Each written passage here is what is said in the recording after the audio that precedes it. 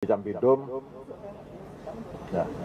Dan penyidikan itu merupakan pidana dan kami yang membangun kasus itu untuk dapat segera dibawa ke pengadilan.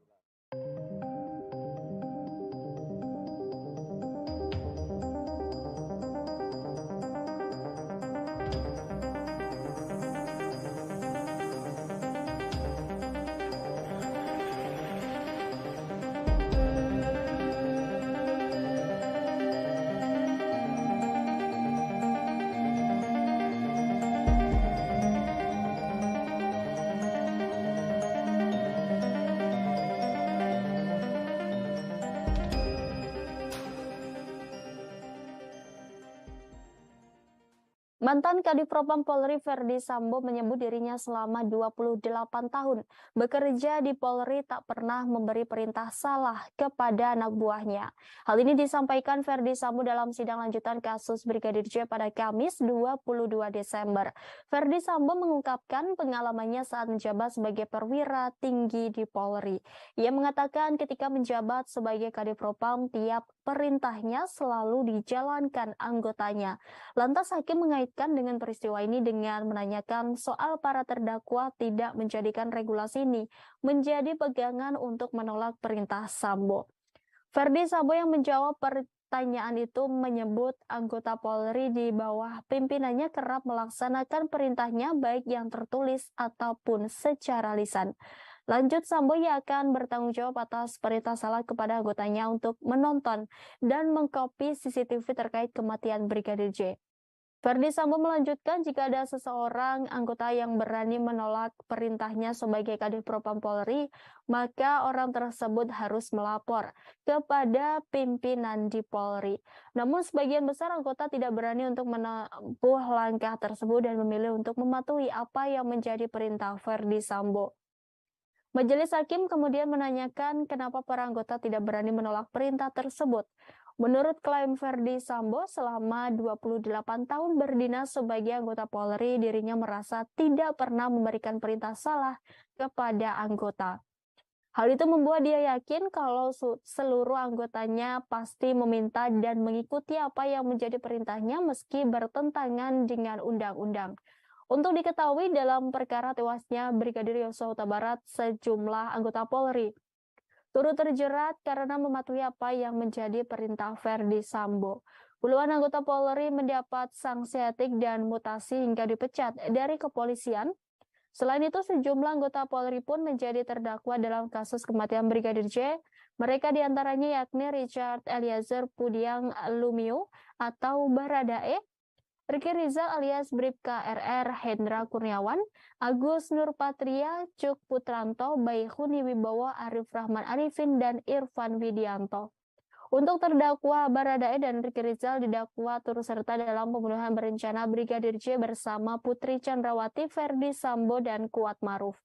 Kelima terdakwa didakwa melanggar pasal 340 subsidiar Pasal 338 KUHP junto pasal 55 ayat 1 ke 1 KUHP dengan ancaman maksimal hukuman mati.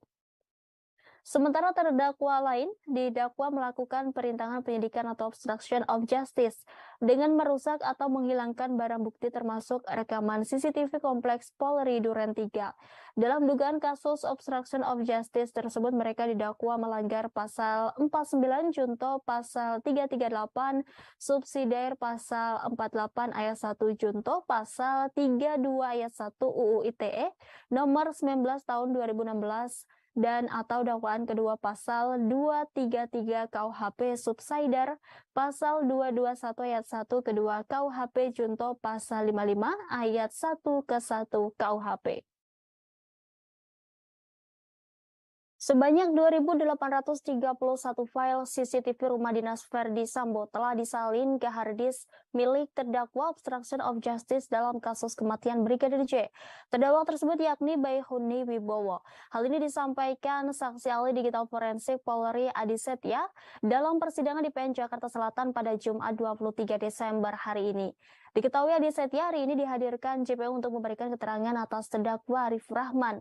Adi menuturkan pemindahan file tersebut tersebut terjadi pada 13 Juli 2022 hingga 14 Juli. Dari 2.000-an file tersebut, satu di antaranya berupa video CCTV rumah dinas Duren 3 Verdi Sambo.